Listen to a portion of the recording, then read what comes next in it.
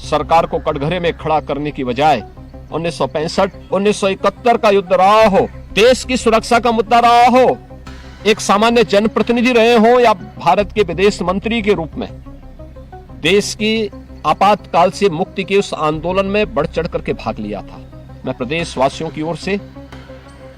ऐसे महामानवों को विनम्र श्रद्धांजलि अर्पित करता हूं।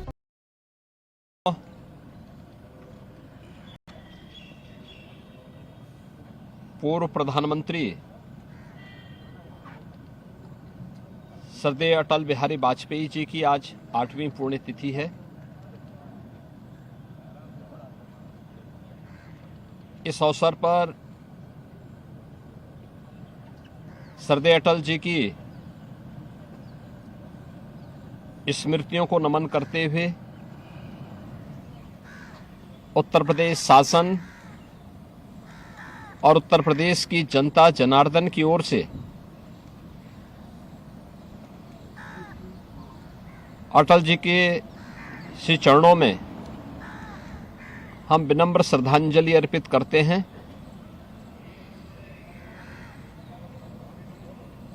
श्रद्धेय अटल जी का 6 दशक का सार्वजनिक जीवन निर्विवाद और निष्कलंक रहा है।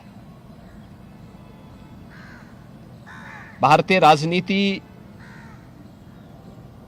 के वे एक अजात शत्रु के रूप में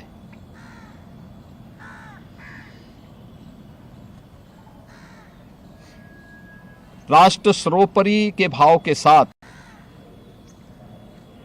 निरंतर कार्य करते रहे। सार्वजनिक जीवन की शुरुआत उन्होंने डॉक्टर श्यामा प्रसाद मुखर्जी जी के नेतृत्व में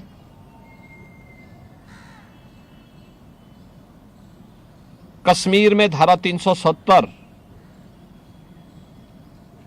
लगाने के विरोध में चले सत्याग्रह से प्रारंभ किया था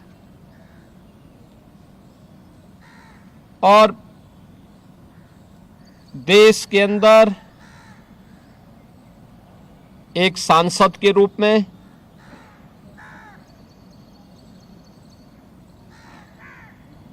विदेश मंत्री के रूप में, नेता विरोधी दल के रूप में, भारतीय जनसंघ और भारतीय जनता पार्टी के राष्ट्रीय अध्यक्ष के रूप में और प्रधानमंत्री के रूप में अलग अलग भूमिकाओं में एक भाव के साथ राष्ट्र प्रथम, वे चाहे एक सांसद रहे हो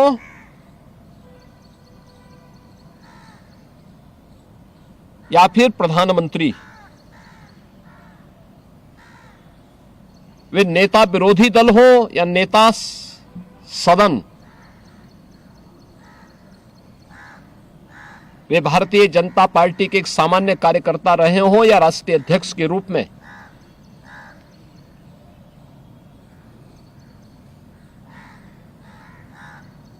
एक सामान्य जनप्रतिनिधि रहे हो या भारत के विदेश मंत्री के रूप में, उनके जीवन का ध्येय केवल एक था और वह था राष्ट्र प्रथम। और इसी को लेकर के जब भी आवश्यकता पड़ी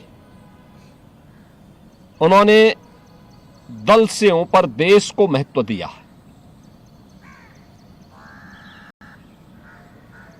जब कांग्रेस ने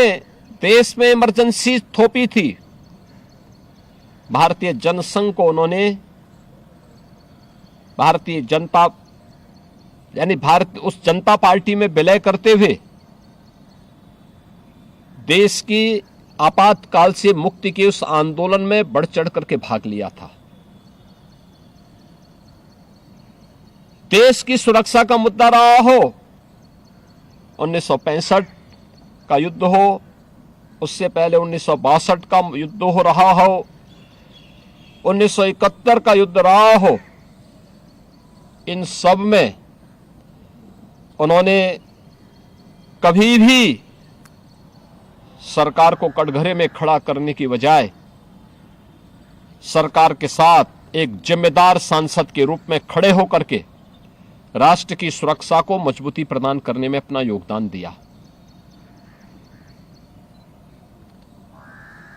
भारत की राजनीति में अस्थिरता के दौर को रोकने और राजनीतिक स्थिरता के माध्यम से सुशासन के लक्ष्यों को प्राप्त करने के लिए कैसे कदम उठाए जा सकते हैं, राजनीतिक समन्वय के माध्यम से जिस राष्ट्रीय जनतांत्रिक गठबंधन का निर्माण सरदार अटल जी ने 1996 और 1998 में प्रारंभ किया था, वह आज भी भारत की राजनीति का प्रासंगिक बना हुआ है। और आज भी इतने लंबे समय से एनडीए अपने भारतीय जनता पार्टी के नेतृत्व में अपने सहयोगियों के साथ मिलकर के निरंतर देश के अंदर, राज्यों के अंदर विभिन्न सरकारों का संचालन करते हुए सुशासन के लक्ष्यों को प्राप्त कर रहा है।